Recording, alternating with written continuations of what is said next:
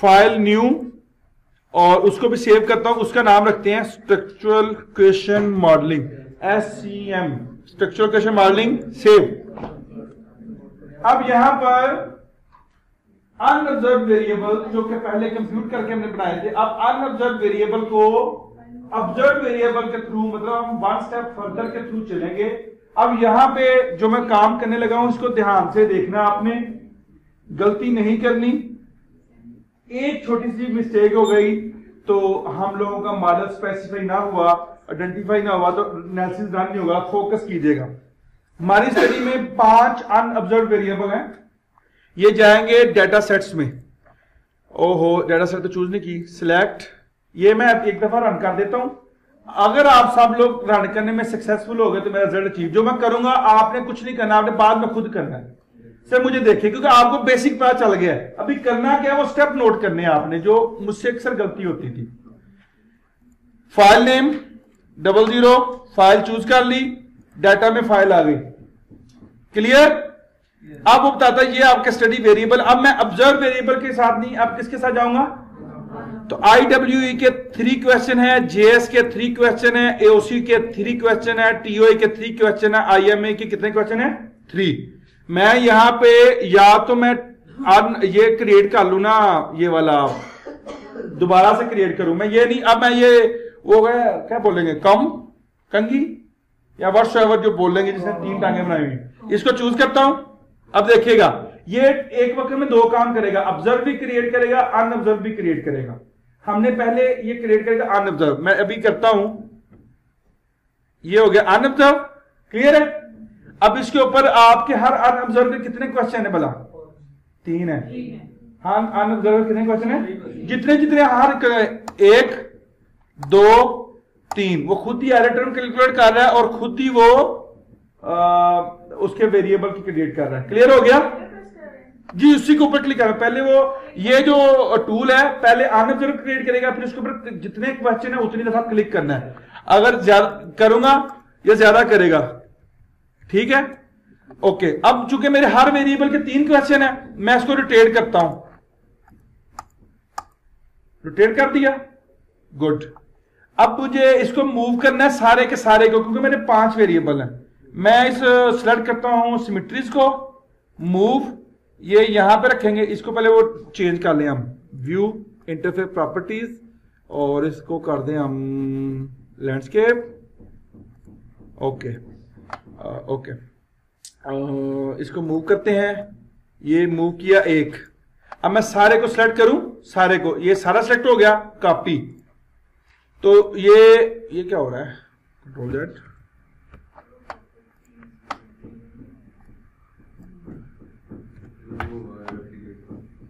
क्या हुआ,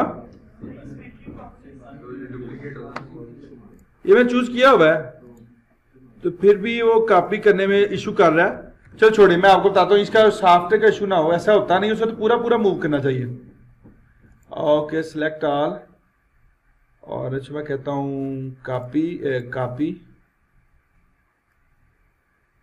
देखो स्लो जा रहा, शायद वो ना टूल इस्तेमाल किया, मैंने कभी ये टूल बड़ी देर पहले इस्तेमाल किया, मैं ऑटोमेशन पे चला गया हूँ। आज आकर के ऑटोमेशन दिखाऊंगा क्या होती है, लेकिन नेक्स्ट क्लास का वो हिस्सा। बार बार ये कह रहा हूँ, मुझे अभी मजबूर ना करे कोई। अच्छा, मैं ऐसा करता हूँ, मैं इसको कॉपी कर लेता हूँ, ये जो है ना ये वाला, ये हो गए 2, ये हो गए, यहां पे रखते हैं वो 3, यहां पे रखते हैं 4, 1 यहां पे था, ऐसे ही है ना, नहीं, हाँ ठीक है, हम ऐसे चलते हैं, क्योंकि 3 डिपेंडेंट थे और 2 क्या थे, इंडिपेंडेंट। अब ये टर्म है 1, ओहो, इसको लगाता हूं इसके ऊपर, 1 2 3, 1 2 3, 1 2 3, 1 2 3। अब इसको खूबसूरत करने के लिए मैंने वो रोटेशनें करनी है, ये नीचे होना चाहिए, ये इधर होना चाहिए, और ये इधर होना चाहिए। इसको दबाता हूं पेज साइज, वो पेज के अंदर ले आएगा। क्लियर हो गया। अब आपने क्या करना है, जादू की छड़ी, ओके।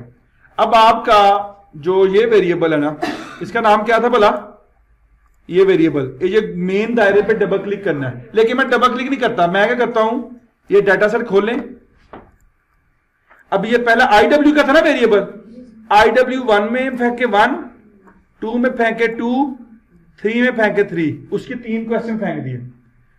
जॉब सेटिस्फेक्शन किधर था? जॉब सेटिस्फेक्शन सबसे ऊपर था, ऐसी है ना? ये ऊपर चला गया जॉब सेटिस्फेक्शन। ओसी उसके नीचे था, ओसी दरमियान में था ना, और नीचे था TO turn off intention. Clear हो गया? क्लियर हो गया? इसके बाद IMI, IM1, IM2, IM3। Clear हो गया? अब एक लिमिटेशन सुन लीजिएगा, मैं ऑलरेडी इनको कंप्यूट कर चुका हूं, पर इमोस रन करते वक्त इनको खुद ब खुद कंप्यूट करता है, और वो वही नाम रखेगा जो इनके नाम है। तो ये नाम जब वो कंप्यूट करेगा ना, यहां पे मैं नाम रखता हूं IWE, तो ये एनालिसिस रन नहीं होगा। क्यों? क्योंकि SPSS की फाइल में वो ऑलरेडी नाम क्रिएट हुआ हुआ है, यहां पे ऑलरेडी ना वो क्रिएट हुआ हुआ है। सेम नाम जब आपने वेरिएबल को नाम देना, वो नाम SPSS की फाइल में किसी भी डाटा सेल का नाम ना हो। जो नाम आपने वेरिएबल अनऑब्जर्व्ड वेरिएबल को नाम देना है ना, ये IWE है, मुझे पता IWE है, लेकिन मैं ऑलरेडी चूंकि कंप्यूट कर चुका हूं, तो उधर जब SPSS इमोस खुद से जब IWE की वैल्यू निकाल के सेव करेगा ना टेम्पोरेरीली, SPSS में वो कहेगा यहाँ पे IWE पहले ही है, वो डाटा इंटरप्ट कर देगा।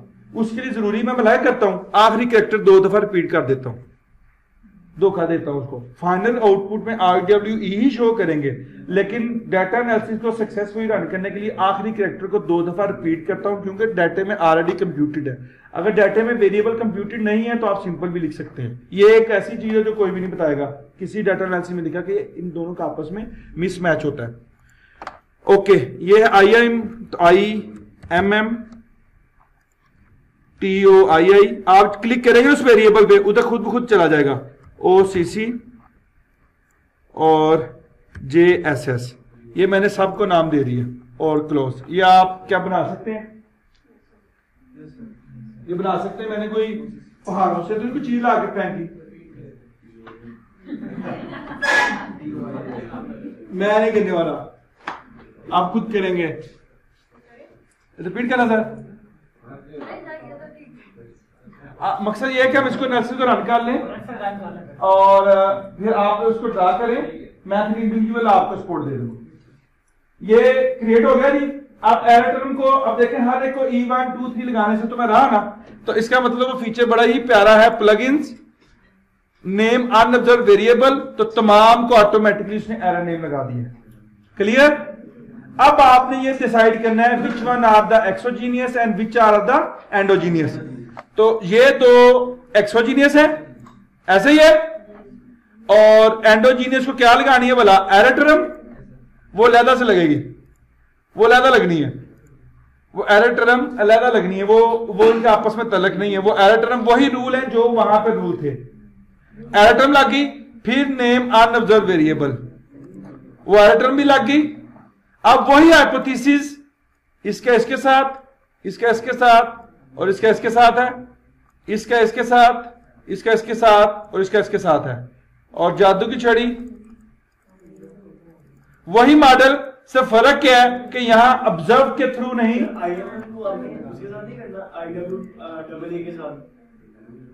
ये 1 2 3 1 2 3 पूरे हैं, वो जो आपस में वो बाद में देखें ना जब मॉडल फिट नहीं आएगा। तो जी ये वही मॉडल है, सिर्फ क्या है कि वहां पे ऑब्जर्व था पाथ मॉडल में, यहां अनऑब्जर्व को उसके डायरेक्ट क्वेश्चन के थ्रू, मतलब डबल लेवल का एनालिसिस है, इसमें ज्यादा अच्छे रिजल्ट आते हैं। This is structural model. Clear हो गया? अब ये आपका वही मॉडल है, वही सब कुछ है, सिर्फ इसके साथ वो थोड़े से बाजू इंजन शिंजन लगा दिए जो छुपे हुए थे। तो वही एनालिसिस प्रॉपर्टीज है, same to same analysis properties, standardize, square, multiple, correlation, factor weights, कुछ भी नहीं किया, सेम सब कुछ है, सिर्फ डायग्राम ड्रा करना मुश्किल है इसकी, सिर्फ डायग्राम ड्रा करना मुश्किल है। तो शैल आई प्रेस कैलकुलेट एस्टिमेट्स? सब क्लियर है? कोई डिफरेंस नहीं, सिर्फ आपको अंदाजा हो रहा है कि अनऑब्जर्व को उसके क्वेश्चन लिंक किए हैं, पहले ऐसा नहीं था। तो रन करते हैं, तो मॉडल सक्सेसफुली रन हो गया, मॉडल सक्सेसफुली रन हो गया। अब इसके मॉडल फिट्स पे जाएंगे, व्यू टेक्स्ट, तो मॉडल फिट पे जाते हैं, तो आपके सक्सेसफुली मॉडल फिट जो है वो फिट हो रहे हैं। वो कैसे? अगर हम इनको टेस्ट करते हैं, उसी थ्योरी के साथ चलते हैं, ये थ्योरी के साथ चलते हैं। वो कहता है chi square divided by degree of freedom, value should be close to 1, value should be close to 1, 3 से कम होनी चाहिए। तो अगर देखें तो 1.5 है, तो पहला हमारा मॉडल फिट का इंडिसेस अचीव हो गया। सब क्लियर हो गया? दूसरे नंबर पे GFI should be higher than 0.90, ऐसा ही है, GFI should be higher than 0.90, achieve हो गया जी। तीसरे नंबर पे है adjusted GFI should be greater than 90, तो AGFI 0.88 है, 0.9 ही है एक तरह की, लिहाजा नो इश्यू। रिपोर्ट करना करें, नहीं करना तो ना करें, 2 तो अचीव हो गए ना, फिर 4 से 5 इकट्ठे करने हैं। उसके बाद इसका स्टैंडर्ड नहीं बताया, रूट मीन स्क्वायर 0.8 से कम होना चाहिए, रूट मीन स्क्वायर 0.8 से कम है, क्लियर हो गया 3। और पी क्लोज की वैल्यू यहां पे भी उसने शो नहीं की, पी क्लोज शुड बी 0.90 और हायर, लेकिन यहां पे लेस है उसकी। इसका मतलब क्या है कि अभी थोड़ा सा इशू है। फिर वही बात कि 3 अचीव हो रहे हैं, लेकिन इसी मॉडल के साथ अगर मैं जाना चाहूं, अगर इसी मॉडल के साथ मैं जाना चाहूं, CFI 0.9 से ज्यादा होनी चाहिए, लोग कहते हैं 0.95 से, मैं 0.9 भी बोल देता हूं। फिर इसके बाद 0.934 से भी होना चाहिए।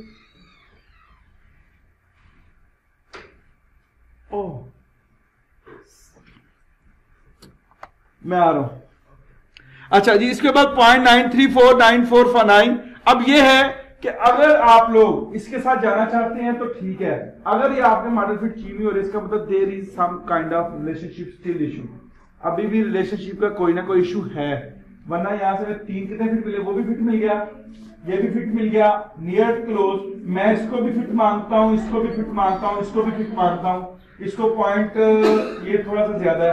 तो कहने का मकसद ये है, अगर हम इसी मॉडल फिट के रिजल्ट के साथ कंटिन्यू करना चाहते हैं, इसी मॉडल फिट के रिजल्ट के साथ, तो हम कंटिन्यू कर सकते हैं। हम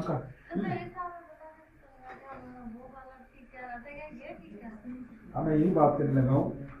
पार्क मॉडल में कुछ है, पार्क मॉडल हमारा जब इस तरह रन किया तो सिग्निफिकेंट नहीं आए थे, लेकिन इसमें इस तरह सिग्निफिकेंट आ गए। इसका मतलब हमारा मॉडल गलत नहीं है, लेकिन फर्दर फिट करना है तो कोई ना कोई रिलेशनशिप को चेक करें। फर्दर फिट करना है तो कोई ना कोई रिलेशनशिप को चेक करें। मैं 1 मिनट आ रहा हूं, ये मेरे अच्छा, अब हमारे पास मॉडल फिट अचीव हो रहे हैं, काई स्क्वायर है, GFI है, AGFI है, CFI TLI। इसके बावजूद बाद लोगों ने कुछ रिलैक्सेशन दे रखी है। आप इसको इंटरप्रेट करें, अगर आप समझते हैं कि आपका मॉडल फिट अचीव हो रहा है तो आप हाइपोथेसिस टेस्टिंग के रिजल्ट की तरफ मूव करें। अगर समझते हैं कि मॉडल फिट अचीव नहीं हो रहे तो इसका मतलब फिर क्या कह रहा हूं, वही सेम इशू जो मैंने पाथ एनालिसिस में डिस्कस किए थे कि आपने कोई पाथ ट्राई नहीं किया, आपके डाटे में एक्सट्रीम किस्म का मल्टीवेरिएट आउटलायर है, आपके डाटे का मैट्रिक्स पॉजिटिव नहीं है, आपके डाटे का मेजरमेंट मॉडल सही तरीके से रन नहीं हुआ। तो अगर मैं समझते हैं तो हम वही जो उस वक्त पाथ का किया था, इसमें दोबारा पाथ को ड्रा करते हैं। वही पाथ जो एक पाथ मिसिंग है कि हम इस पाथ को इसके साथ अटैच कर देते हैं, और अटैच करने के बाद दोबारा मॉडल को कैलकुलेट करते हैं। जब मॉडल कैलकुलेट किया तो मॉडल फिट आपके अचीव हो रहे हैं। तो जब स्ट्रक्चरल मॉडल रन करते हैं तो पी वैल्यू को कंसीडर नहीं करते, पाथ मॉडल में पी वैल्यू की इस टेस्ट को कंसीडर करते हैं। और जनरली ये खुद ही लोगों का बिलीव है कि पी वैल्यू स्ट्रक्चरल मॉडल में अचीव बहुत कम होती है, पी वैल्यू इनसिग्निफिकेंट होनी चाहिए इस सूरत में। लेकिन जब आप इसको रन करते हैं तो आप लोगों के स्लाइटली, ज्यादा नहीं, स्लाइटली रिजल्ट बेहतर हुए। वो पाथ ड्रा करने से रिजल्ट क्या हुए, स्लाइटली बेहतर हुए। आप उस पाथ को रखें या ना रखें, लेकिन आपको इन्हीं रिजल्ट के साथ कंटिन्यू करना होगा। क्लियर हो गया? तो आप जब ये मॉडल फिट की रिजल्ट से गुजर चुके तो सेम उसी तरीके से एस्टिमेट्स पे जाएं, स्केलर्स पे जाएं, और रिग्रेशन वेट्स और स्टैंडर्डाइज्ड रिग्रेशन वेट से वो टेबल जनरेट करें। वही वाली वैल्यूज आपके सामने आ रही हैं। पहले जब हमने IWE, हम अगर पहली जो वैल्यू कैलकुलेट की थी पाथ मॉडल में, वो वैल्यू में क्लोज तो नहीं की, ओके, वो वहां पे IWE to OC का रिलेशनशिप कितना आ रहा था, 0.149। अगर मैं इसके थ्रू जाता हूं IWE to OC, तो यहां पे अगर चेक करें, यहां पे क्या आ रहा, IWE to OC 0.149, लेकिन यहां IWE to OC क्या आ रहा है, 0.052 और इनसिग्निफिकेंट आ रहा है। This is the error variance की जब हम पाथ मॉडल रन करेंगे तो उसमें ये वाले एरर कि यहाँ जब स्ट्रक्चरल मॉडल के साथ डाटा एनालिसिस रन करें तो वो रिलेशनशिप सिग्निफिकेंट नहीं है। It mean this is the biasness जो कि रिग्रेशन में रिग्रेशन एरर्स के साथ होती है, लेकिन यहाँ पे उसको निकालता है कि डाटे में क्या है और किस तरह इशू है। तो यहाँ पे वो हाइपोथेसिस जो है हमारा एक्सेप्ट नहीं हो रहा। IWE2OC वहां पे एक्सेप्ट हो रहा था, लेकिन यहाँ पे एक्सेप्ट नहीं हो रहा। तो दिस इज द डिफरेंस, लेकिन ये डिफरेंस बाकी ऐसा था। मैं उसको देखता हूँ, मैं उसको डिलीट कर देते हैं, इसकी जरूरत नहीं है। ये जो है जो था इसको सेव करके मैं रन करता हूँ। मुझे इश्यू आ रहा है पाथ मॉडल में, कोई एक प्रेस करते हैं ना, ये पाथ मॉडल सेव है। पाथ मॉडल में जाते हैं तो यहां से आउटपुट चेक करते हैं, estimate scalars regression wait IWE2OC, ठीक है, ये सिग्निफिकेंट है यहाँ पे सिंगल स्टेरिक पे, ठीक है। और जब हम लोग यहां पे जाएंगे SCM पे और इसके आउटपुट चेक करेंगे तो IWE2OC क्या हो रहा है, IWE2OC इनसिग्निफिकेंट हो रहा है। तो देखिए टाइप 1 एरर हो रहा था हमारा, अल्टरनेट हाइपोथेसिस वहां पे एक्सेप्ट हो रहा है और यहाँ पे अल्टरनेट हाइपोथेसिस क्या हो रहा है, रिजेक्ट हो रहा है। तो इट मीन वहां पर टाइप 1 एरर हो रहा था, टाइप 1 एरर हो रहा था तो इसको रिजेक्ट होना चाहिए था, लेकिन यहाँ पे वो रिजेक्ट हो रहा है, वहां पे एक्सेप्ट हो रहा था। तो ये एरर है। तो इस वजह से कहते हैं कि जब भी आप एनालिसिस रन करना है तो विद कंप्लीट डाटा स्ट्रक्चर के साथ रन करें, वो ज्यादा अच्छे रिजल्ट देता है बनिस्बत आप लोग डेट पार्टनर से देखें। पॉइंट जी IWE2OC 0.145 रिलेशन, लेकिन 0.462 हमारा सिग्निफिकेंस लेवल अचीव नहीं हुआ। पाथ मॉडल में हमारा सिग्निफिकेंस लेवल अचीव हो रहा है। इसका मतलब क्या है कि उसके अंदर जब वो कंप्यूट किया तो इसका वो जो भी डाटा रिडंडेंट डाटा था, जो गलत डाटा था, उसमें जम होने की वजह से मीन वैल्यू में वो उसको पकड़ नहीं सका। इसका इसी वजह से लोग जो आज के रिसर्च बिलीव करते हैं कि हमें रिग्रेशन की बजाय रिग्रेशन तब रन करनी चाहिए जब हम बड़े स्ट्रांग हो और हमारा डाटा ठीक है। लेकिन जब आप इस तक एक्सप्लोरेशन टाइप पे जा रहे हो और काफी कम्प्लेक्स स्ट्रक्चर चल रहा हो तो फिर आप उसको उसकी रेलिवेंट ऑब्जर्व आइटम्स के साथ अनऑब्जर्व वेरिएबल को लेकर चले। हालांकि इसने भी मीन कंप्यूट करके किया, लेकिन इसने बताया कि ये वाला रिलेशनशिप इनसिग्निफिकेंट है, वहां पे सिग्निफिकेंट था। तो this is the basic difference between path analysis and structural model analysis.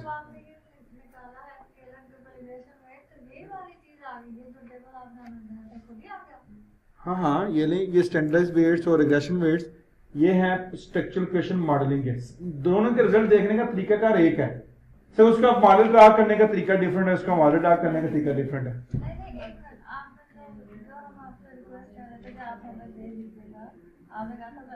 वो ये टेबल है ना, वो इसमें बनाना पड़ेगा।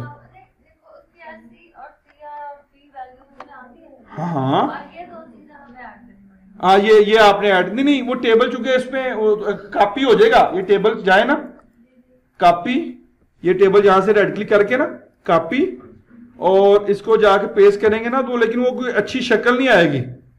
वो शक्ल तो आ रही है लेकिन दैट विल नॉट लुक, ये फाइन शक्ल जो मैंने खुद से तैयार की है वो फाइन नहीं होगी। हाँ, ये है अनस्टैंडर्डाइज। इधर एक और कॉलम ऐड कर लें तो वहां पे स्टैंडर्डाइज पेस्ट कर लें। नहीं, जब हम डाटा में जाएं तो यहाँ पे रिग्रेशन वेट्स है सिंपल अनस्टैंडर्डाइज, और स्टैंडर्डाइज रिग्रेशन वेट का मतलब स्टैंडर्डाइज, तो जिसके साथ नहीं मेंशन किया वो अनस्टैंडर्डाइज रिग्रेशन वेट्स है। वो टेबल बना, दोनों को मिलाने के बाद 0.462 0.05 से ग्रेटर है, 0.05 से ग्रेटर है, इनसिग्निफिकेंट है। क्वेश्चन सर मेरे इसमें स्टैंडर्डाइज नहीं दे रहा है, क्योंकि आपने वो एस्टिमेट्स में जाके आउटपुट में ना स्टैंडर्डाइज रिजल्ट को टिक नहीं किया। कुछ और क्लियर हो गया? और जी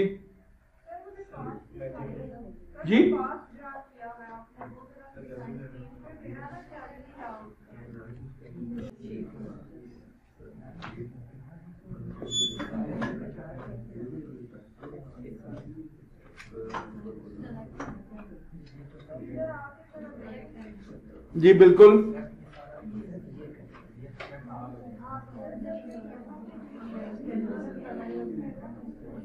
आप मेरी बहन, आपने IWE का नाम डबल यूज किया, तो IWE रखा हुआ है ना, वो डबल करेगा उस काम को।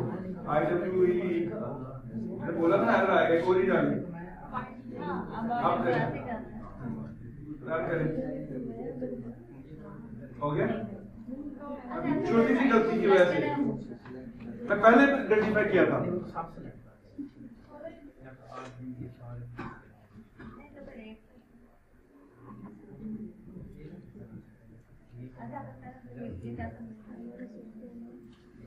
छोर जी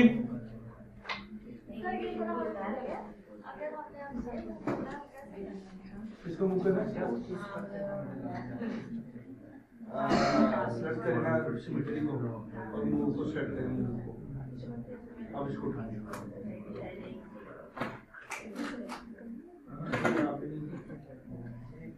सेट करें।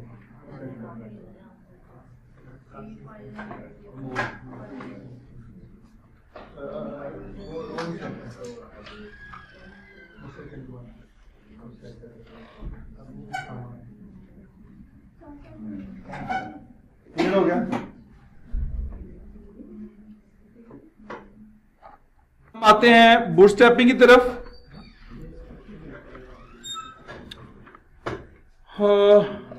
अगर ये कुछ assumptions हैं, what if my model doesn't fit the data, अगर एसईएम में डाटा फिट नहीं होता, मॉडल फिट नहीं आते, क्या क्या इशू है? डाटा में टाइपो एरर है, गलती की है, assumption आपने कोई भी मेजर assumption जो एक्सट्रीमली वायलेट कर रही है, मिस स्पेसिफाइड मॉडल है, आपका मॉडल रॉन्ग है, आपने जो थ्योरी पेश करने की कोशिश कर रहे हैं ऐसी थ्योरी एक्चुअल एग्जिस्ट ही नहीं करती, तो ये इसकी वजूहात हैं। और अगर मॉडल वैल्यूएशन में फिट है तो पाथ वैल्यूएट करेंगे, नहीं तो हम दोबारा मॉडल रेटिफिकेशन की तरफ चले जाएंगे। ये आपने प्रोसेस रखना है, इसको रहने दो बस, इसको ठीक है जहां तक हो गया। ओके, बूटस्ट्रैपिंग ऑन कर दो।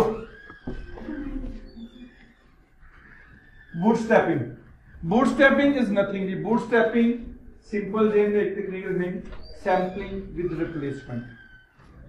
आपका 200 का सैंपल है, आप चाहते हैं कि मेरा सैंपल 10,000 का हो जाए, वो उसी 200 के अंदर से 10,000 का सैंपल ड्रा करेगा। तो आपको पता है विद रिप्लेसमेंट क्या होती है? मतलब आपके एक तरफ प्रेस कर देता है, एक तरफ प्रेस कर देगा, दो आपके आउटकम है, 1 1 1 2 1 3 1 4। तो यहाँ पे आपका 200 का सैंपल है, मतलब 200 सबसेट्स बन सकते हैं।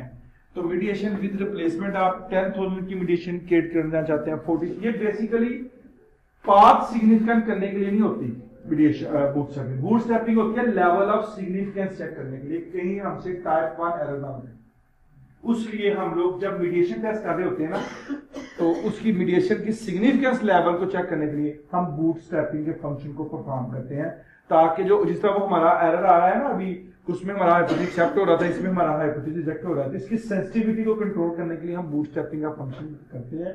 और ये एसपीएसएस में भी अवेलेबल है और एमओएस में भी अवेलेबल है। जिस दिन भी टेस्ट रन करेंगे उसके नीचे बूटस्ट्रैपिंग होगा। आप बूटस्ट्रैपिंग जहां यहाँ पे क्लिक करोगे वहां भी आप क्लिक करेंगे तो वो रन हो जाएगी। Simple. The bootstrapping technique, it is a resampling procedure. Multiple subsample of the same size as the parent sample are drawn randomly from the original data. Parameter estimator computer for each subsample मुख्तलिफ parameters की बिना पे होता है, वो मैं बाद में रिपोर्ट भी देता है। When we use bootstrapping, data fail to meet the assumption of multivariate normality, तो हम bootstrapping लगाएंगे। Process of excessive kurtosis, अगर डाटा में kurtosis है तो हम सैम्पलिंग लगाएंगे। Data are from a moderately large sample, data are from a moderately large sample, एक बड़े सैंपल का डाटा जो है मॉडरेटली लार्ज के एक बड़ी जगह से डाटा लिया है तो हम उसको लेके चलेंगे। तो हम उसको परफॉर्म करते हैं। इसके अंदर था 200 का, तो रिजल्ट बड़े सेंसिटिव किस्म के आ रहे हैं। अगर मैं इसमें जाता हूं तो आप एस्टिमेट्स में जाएंगे तो 0.204 आ रही है पी वैल्यू। अभी मैं करता हूं इसको बूटस्ट्रैपिंग। आप जाएं एनालाइज प्रॉपर्टीज में, एनालाइज प्रॉपर्टीज में वहां लिखा है बूटस्ट्रैप। क्या लिखा है? बूटस्ट्रैप। और बूटस्ट्रैप में perform bootstrap, clear, perform bootstrap, और ये इसमें डाल दें 22 कोरिलेटेड कॉन्फिडेंस इंटरवल। ये 95% रखना हमने, ये हमारा 95% होता है ना। अब हमारा सैंपल ही 200 का है तो कितने का बूटस्ट्रैप करवाएं? 2000, 3000, 4000, कितने का? 4000 जी। इसी को कर दे और साथ में आपने बुलिनस्टाइन बूटस्ट्रैप का स्टेप क्लिक करना है। बुलिनस्टाइन, इसके फीचर बताऊंगा क्या होगा। क्लियर हो गया? तो बुलिनस्टाइन बूटस्ट्रैप क्लियर हो गया। और मैं इसको अनचेक कर रहा हूं और इसको रन करूंगा, अभी वो रन करेगा, रन हो गया। अभी जाते हैं रिजल्ट में, तो रिजल्ट में एस्टिमेट्स में कोई फर्क आया नहीं, 0.204। अगर आप इसको ओपन करते हैं क्या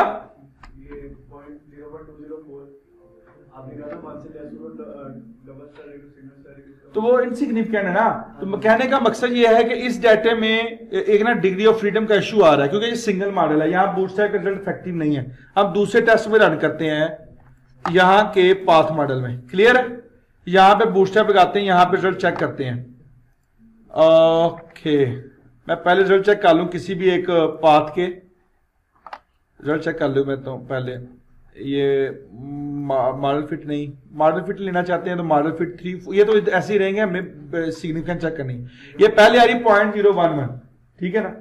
हम इसके ऊपर लगाते हैं बूटस्ट्रैप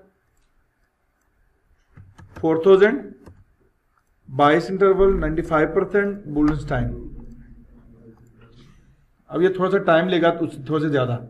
और जाएं इसके उसके अंदर मॉडल फिट में, तो 0.011, इसका मतलब क्या, बूटस्ट्रैपिंग करने से हमारे रिजल्ट पे कोई फर्क नहीं पड़ा। अगर डाटे में मल्टीवेरिएट आउटलायर हो तो फर्क पड़ना था। लेकिन इसको भी चेक करने के लिए नोट्स टू मॉडल में जाएं, और यहां नोट्स टू मॉडल है, यहां पे बुलिनस्टाइन आएगा, ये है बुलिनस्टाइन। Testing the null hypothesis that model is correct, testing the null hypothesis that the model is correct. तो बुलिनस्टाइन पी वैल्यू कितनी आ रही है, 0.653। इसका मतलब क्या है, रिजेक्ट हो रहा है। रिजेक्ट होने का मतलब होता है कि नल हाइपोथेसिस क्या हो रहा है, एक्सेप्ट हो रहा है। कहता है आपने बूटस्ट्रैप लगाया लेकिन आपका मॉडल करेक्ट था, ज्यादा रिजल्ट पे कोई फर्क नहीं पड़ेगा। अगर मॉडल करेक्ट ना हो, मॉडल में कोई डिफिकल्टी हो, तो ये हमारा सिग्निफिकेंट आ गया। तो सिग्निफिकेंट जब बुलिनस्टाइन आ जाए ना, इसका मतलब है बूटस्ट्रैपिंग करने से रिजल्ट बेहतर हुए। ये सिंपली एक सिंपल, मैं इसको ज्यादा नहीं कहता स्टैटिस्टिकली, मैं आपको सिंपल रखने वाली कह, अगर ये सिग्निफिकेंट आए इसका मतलब बूटस्ट्रैपिंग लगाने से आपके रिजल्ट जो है वो बेहतर हुए आपको। अब क्योंकि यहाँ पे मॉडल ऑलरेडी फिट था, उसने रिजेक्ट कर दिया कि आपका नाम हाइपोथेसिस मॉडल ठीक है, बूटस्ट्रैपिंग को फायदा नहीं। देखिए होता वाला क्या है कि हम टाइप 1 एरर को कंट्रोल करना चाहते हैं या टाइप 2 एरर को कंट्रोल करना चाहते हैं। तो जब आपका 200 का सैंपल है और आप देखते हैं कि हमारा हाइपोथेसिस रिजेक्ट हो रहा है 0.051 पे, वो तो रिजेक्ट है। तो जब बूस्टअप करते हैं तो वो 1-2 का जो डिफरेंस होता है ना, वो कंट्रोल हो जाता है उसमें, ताकि आप अपने हाइपोथेसिस सपोर्ट करें। वैसे तो रिजेक्ट एक्सेप्ट को तो हम देखते हैं कि ये कहते हैं कि there is significant impact of IV on DV but it is statistically not proved. अगर फर्ज करें एक रिलेशनशिप की वैल्यू 0.4 आ रही है, 0.4 वैल्यू आने का मतलब ये है कि वो डाटा बड़ा अच्छा है, ठीक है ना। 0.4 का मतलब उसके दरमियान 40% रिलेशनशिप एग्जिस्ट करता है। बट प्रॉब्लम इज दैट कि हम लोगों ने उसको रिजेक्ट कर रहे हैं। भाई क्यों रिजेक्ट कर रहे हैं? तो देखिए रिजेक्ट होने का मतलब करता नहीं कि सोसाइटी में रिलेशन नहीं पाया जाता। उसका मतलब ये होता है कि सोसाइटी 95% हमारा डाटा एग्री नहीं कर रहा। हो सकता है कि डाटा को फर्दर इनहांस किया जाता तो 95% सिग्निफिकेंस लेवल आ जाता।